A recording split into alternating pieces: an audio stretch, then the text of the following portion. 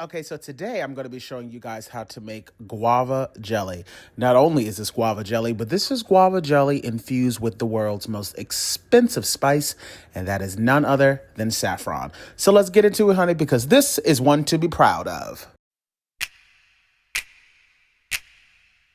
Whipping up all of your favorite recipes. Simply Food. You should know by now that you're in for a treat. Simply Food. There's no other channel where you'd rather be. Simply Food. Seafood, pasta, cakes, and pies. Sing and laugh and even cry. Like and share and hit subscribe. Simply Food by TY.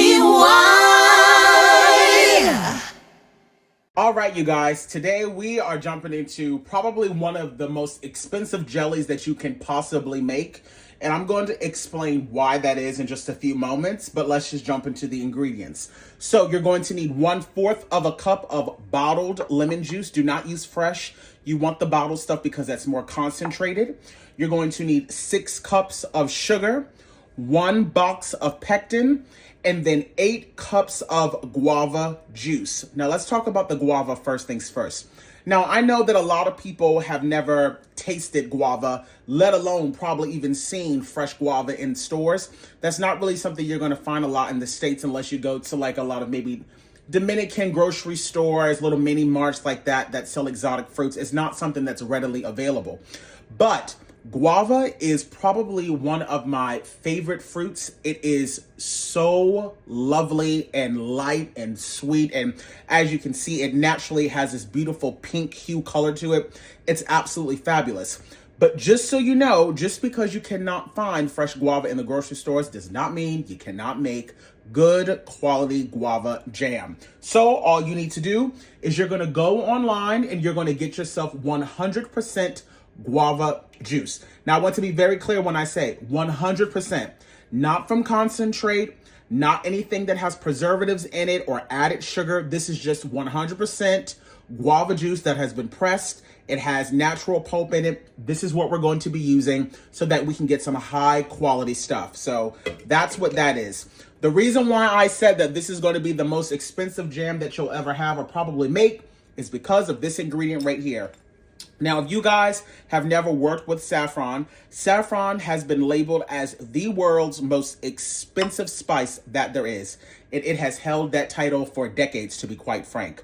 A little tiny vial like this can cost you anywhere between $20 to $30, sometimes even more. It just depends on the quality. We're only going to be using a tiny pinch of this in this. It is going to boost the flavor of this jelly like no other.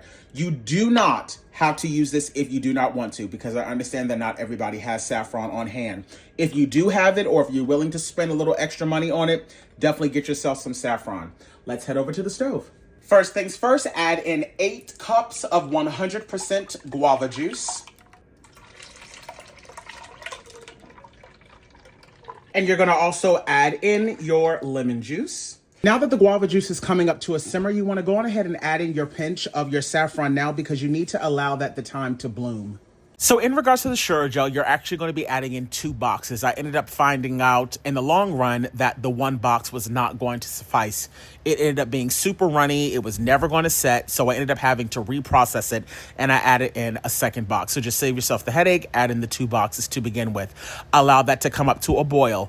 Once that comes up to a boil, you will then start to add in all of your sugar at once. That's going to drop the temperature. When that happens, it is now your responsibility to wait until it comes to a rolling boil. It should look like this. Once that happens, set a timer for 1 minute. After that 1 minute, turn the heat off. This is around the time when you can skim off any foam if you did not add in a little knob of butter, which sometimes helps get rid of the foam, but not everybody likes to do that. If you skipped that step, that's totally fine. You can literally just skim it off the top like I'm doing right here, but just do not forget to add in both boxes of the sugar gel. I'm now going to start to ladle in our guava.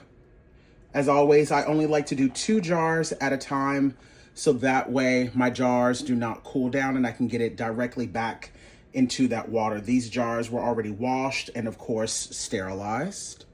Get yourself a towel with some vinegar to make sure you clean off those rims, because this is really sticky and we want to make sure that our seal adheres properly. Be very careful because these jars are extremely hot. Add your lids directly on the top. Put the rings on finger tight and place those directly back into your water bath canner. Now that I have all of my jars in my water bath canner, I'm going to bring this up to a raging boil. At that point, I will then put the lid on it and set a timer for 10 minutes. As always, make sure you put a splash of vinegar in the water so that the jars themselves do not get cloudy on the outside from the minerals building up inside the water.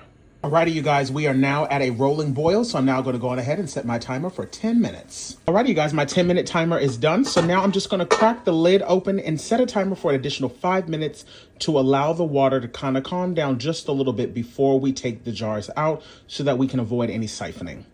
And as always, just make sure that you're being extra careful as you place your jars down.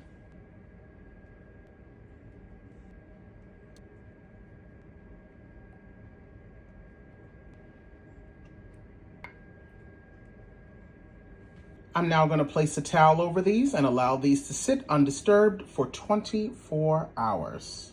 All right, you guys, 24 hours later, we're now going to go in and remove all of the rings. Now we're going to begin testing our seals. They all sound fantastic.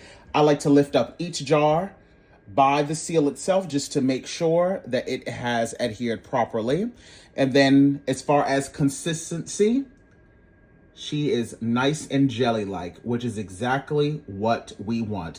So I have successfully made myself some guava jelly that is infused with saffron. So I also wanted to make sure that I showed you this jar here. Now, this was from the original batch, and as you can see, completely liquefied, did not set up at all. This is the reason why I said it's important to make sure that you use the 2 packs. Now, this is not going to go to waste because this can be used as syrup, but I want you guys to listen to this seal because I want you to know what the signs are for an improper seal.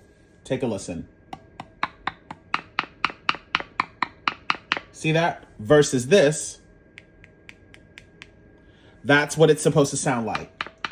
That is not a proper seal. So that means that I could literally just take the tips of my fingers.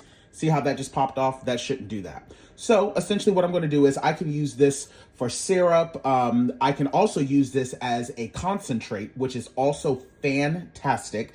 I'll put like 1 part lemon juice, 2 parts of this, and then fill the rest up with water. This right here will make a fantastic guava lemonade. You can use it for multiple things. It'll last in the fridge for about 2 weeks or so. And if you wanted to, you could go through the process of reprocessing it, but it's just 1 jar. I'm going to go ahead and wash all of my jars back here up, allow them to dry, and then put on the labels. And just like that, my loves, I have made myself some guava jelly. This is infused with saffron. You can put this inside of empanadas with some cream cheese, fry it up. You can put it inside of baked brie. You can eat it on top of cheeses, use it in charcuterie boards. This right here, this is a game changer. Thanks so much for tuning in. I'll talk to y'all later. Bye, honey.